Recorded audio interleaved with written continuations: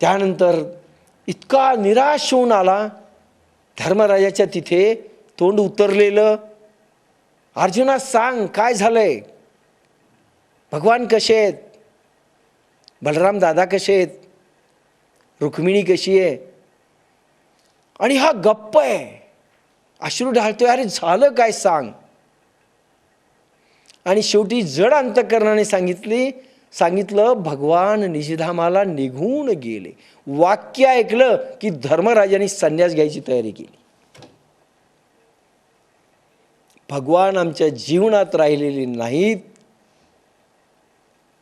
आता आम्हाला राहायचं नाही. एका क्षणात किती प्रेम. आणि म्हणून तो जगदीश्वर प्रेम करत होता आमच्यावर, का करीत नाही. वा काय क्वालिटी आहे. क्वालिटी आणि क्वांटिटी आपली पाहिली, त्यानं येऊ देखील नाही आपल्या याच्यात. किती प्रेम. म्हणून भगवंत जेण सांगे माता देवकीशी, जेण सांगे माता लक्ष्मीयेसी, ते गुह्य अर्जुनेसी बोलत. अर्जे लक्ष्मी माता रात्रंदिवस चरण दाबते, तिलाही ते गुह्य सांगितलेलं नाही आणि माता देवकीलाही सांगितलं नाही, ते अर्जुनाला दिलं. का? त्याचं कारण हे, सर्व भावे अफाट प्रेम केलं अर्जुनाने. गोपिकांपेक्षा कमी नाही असं समजा. हा गा शरीर जरी झाले, तरी कर्तव्य ओघे आले, मग उचित का आपुले ओसंडावे. अरे हे शरीर जर पूर्वजन्मीच्या कर्मवासनानुसार जन्माला आलेले आहे, तर त्याला गप्प बसू देणार नाही. कर्म करायला लावतेच असा जर सिद्धांत आहे, निसर्ग आहे, गतिनेम आहे, तर मग आपले योग्य कर्म का सोडावे. भगवान म्हणतात हा कर्म कशासाठी, कर्मदेह मिळालेला आहे, कर्म करण्यासाठी मिळालेला देह आहे, संन्यास घेण्यासाठी नाही. आणि म्हणून म्हटलंय मी भगवद्गीतेनंतर तथाकथित संन्यास हा डिच्चू आहे. भगवद्गीतेला संन्यास मान्य नाही आणि भगवान ज्ञानेश्वरांना संन्यास मान्य नाही. जे सगळं सोडून आज सगळं संन्यासी होऊन निघून जातात, हा संन्यास भगवंतानी आऊट केला 5000 वर्षामध्ये. रॉंग कन्सेप्ट म्हणून लोक संन्यासी व्हायला. अर्थात संन्यासी झाले म्हणजे ते संन्यासी आहेत हेही खोटं आहे. तरी आपण मान्य करू तथाकथित सगळं सोडणं म्हणजे कर्म सुटलं असं नाही. आणि म्हणून भगवान म्हणतात कर्म सुटणार नाही, सोडूही नको, कारण देहच त्याच्यासाठी आलेला आहे. म्हणून असं कर की ते बाधू नये, बंधनात त्यांनी आपल्याला टाकू नये, पाप आणि पुण्य निर्माण होऊ नये. ही स्वधर्माची कला सांगतायत. कर्म करायला बंधन नाही, कर्म करा. म्हणून शरीर धर्म आलेला आहे, शरीराचा धर्म आहे. श्वास चालणार, प्राण आणि अपानांच्या क्रिया चालणार, डोळे पाहणार, कान ऐकणार, पाय चालणार, बुद्धी गती घेणार, मन गती घेणार, विचारचक्र चालू राहणार. कर्म सुटत नाही. अर्जुना सोडूही नको. फक्त पद्धती आपल्यासारखी आपण जी कला शिकलो ती वज्र कवच घालून करायची पद्धती ती शिकली पाहिजे. परिसपा सव्यसाची मूर्ती लाहोणी देहाची, खंती करीती कर्माची ते गावंडे गा. पहा मूर्ख किती शब्द गोड आहे, गावंडे गा. खरं माऊलीनी शब्द रचना करावी. परिसपा सव्यसाची मूर्ती लाहोणी देहाची, खंती करीती कर्माची ते गावंडे गा.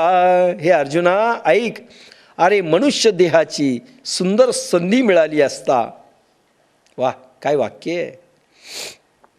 मनुष्य देह मिळालाय, करोडो जन्मात मिळत नाही. अरे तुम्ही मागून मिळत नाही. प्रत्येक जण म्हणालेलं आहे आम्ही येऊत म्हणून. अजून देह मिळाले की नाही शंका आहे. रामकृष्ण परमहंस म्हणालेले मी पुन्हा जन्म घेऊन येईल, पण देह मिळाला की नाही अजून शंका आहे. ओशोनी कुठल्या तरी पुस्तकात सांगितलं, मला स्वतःला 700 वर्ष वाट पाहावी लागली.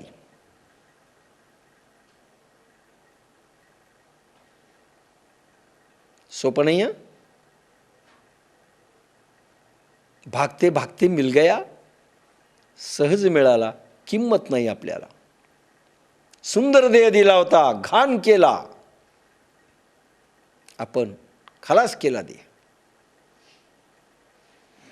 अर्जुना ऐक, अरे मनुष्य देहाची सुंदर संधी मिळाली असता, आणि आपण कशात घालायलो ती संधी? खाएंगे पिएंगे,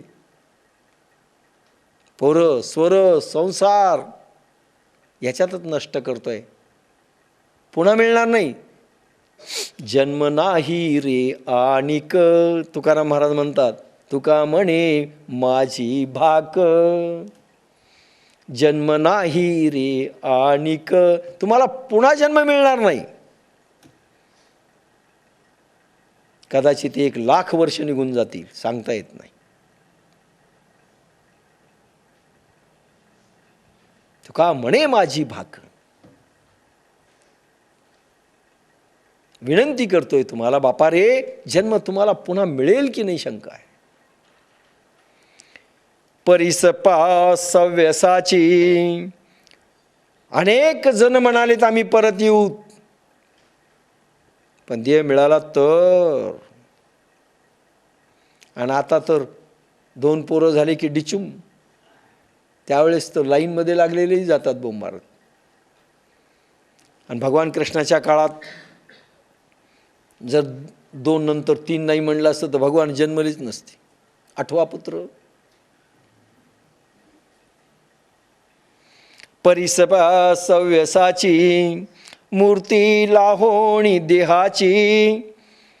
अरे मनुष्य देहाची सुंदर संधी मिळाली असता आत्मरूपाला पोहोचणारी, योग्य कर्म करण्याची चीड का वाटावी, असे ते लोक मूर्ख आहेत. अरे वेळ दिलाच, संसाराला वेळ आहे आमच्याकडे, आम्ही टाईम काढूत नाहीत. फुरसतीनं करण्याचा परमार्थ वाटतोय. ते मूर्ख आहेत. गावंडेगा शब्द गोड वापरलाय. आता इतका गोड शब्द मराठी भाषेत दुसरा नाही आहे, म्हणून मूर्ख न आवडणारा शब्द बाप्पासाहेबाला वापरावा लागला. कारण इतकं माऊलीची शब्दरचना गावंडेगा. एखाद्याला म्हटलं आपण गावंडेगा आहात, तो म्हणे छान आहे, अर्थ नाही कळाला तर छान आहे. 17वा श्लोक. यस्त्वात्मरती रेव स्यादात्मतृप्तस्य मानवः आत्मनेव च संतुष्टस्तस्य कार्यं न विद्यते.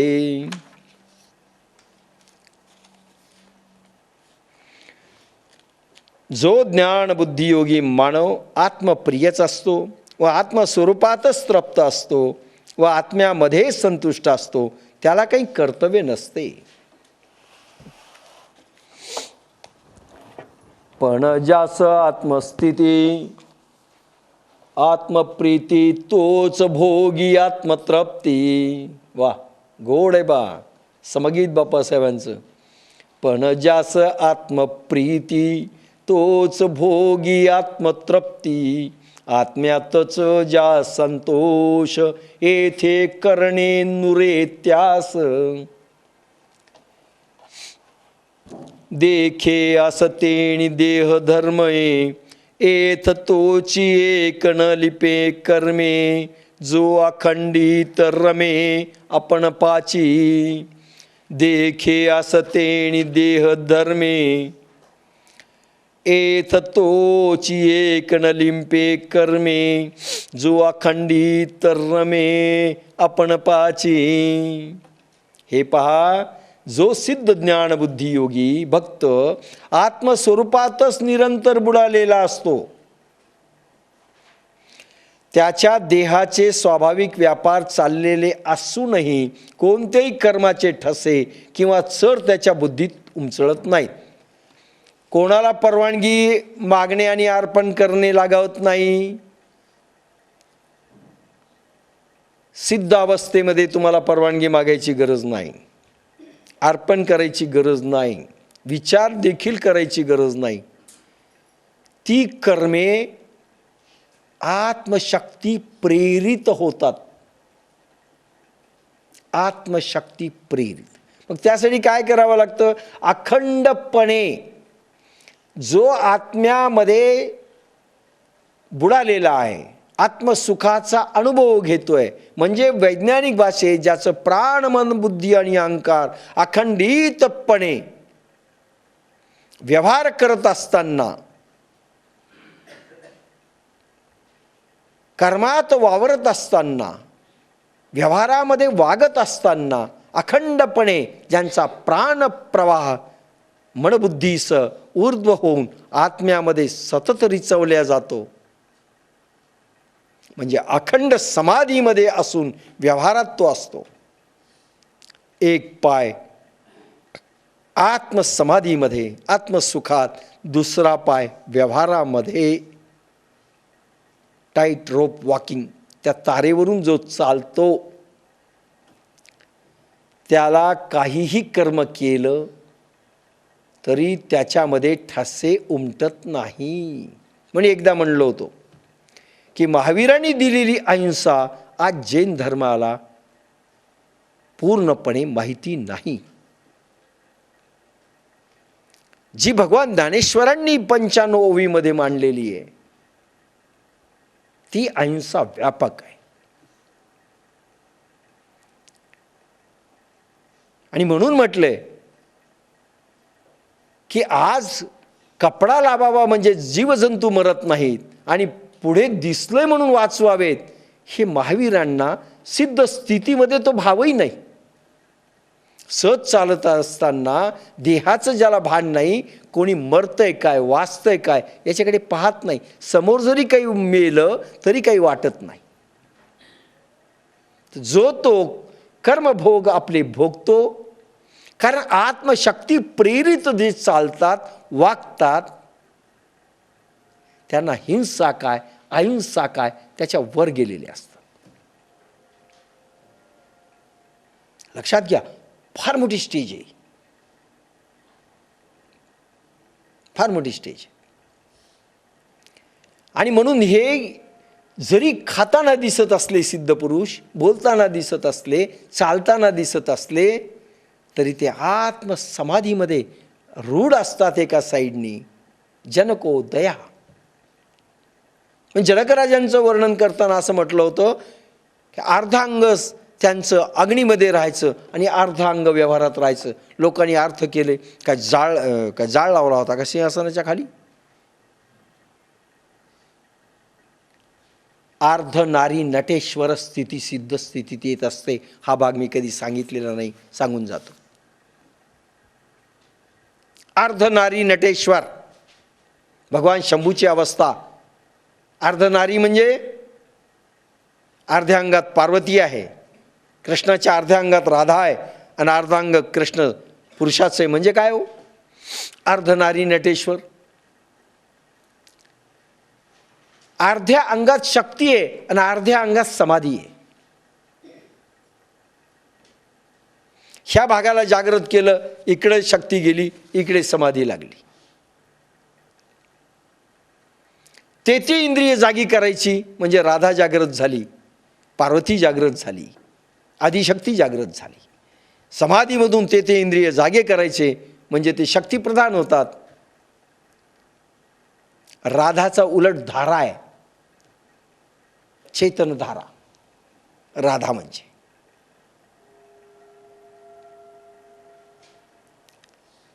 म्हणून राधेची उपासना म्हणजे शक्ती उपासना आहे. शक्ती स्थिर झाली समाधी. ब्रह्म. आणि अशा अवस्थेमध्ये व्यवहारामध्ये वागत असताना शक्ती जागृत करायची इंद्रियामध्ये. आत्मशक्तीने हुकूम दिलाय ना, म्हणून तुम्ही काही कर्म केलं तुम्हाला बाधत नाही, भलेही मर्डर हो तुमच्या हातनं. म्हणून अर्जुनाने मर्डर करायला सांगितलं. युद्धाय कृतनिश्चया, समाधीमध्ये राहून युद्ध केलेलं आहे. भाव रागाचा नाही त्यावेळेस, भाव लोभाचा नाही, भाव राज्य मिळेल म्हणून नाही, कर्तव्य म्हणून. शक्ती हुकूम देते म्हणून मी करते. कधी कधी आम्हाला कोणाला काही द्यावंसं वाटतं, शक्ती हुकूम देते, त्याच वेळेस ते दिल्या जातं. हुकूम नाही देत तो उलट मत होऊन जातं त्या माणसाविषयी, त्या साधकाविषयी, कोणाही विषयी उलट मत होतं, नाही देऊ देत ती. याला म्हणतात शक्तीची प्रेरणा. आणि ज्याचं भाग्य असतं त्याला बरोबर ती शक्ती उसळते त्यावेळेस. अरे वाचवायचं तर ती उसळते. म्हणून म्हणलं डॉक्टर पडतानीला वाचवायच्या वेळेस किती उसळली, आज आहे का म्हणलं डॉक्टर? तो अनुभव नाही. मी मंत्र जप करत होतो, म्हणलं तेच मंत्र आहेत ना पूर्वीचे, आज करा ना. आहे का ते? ती शक्ती कशी करून घेते.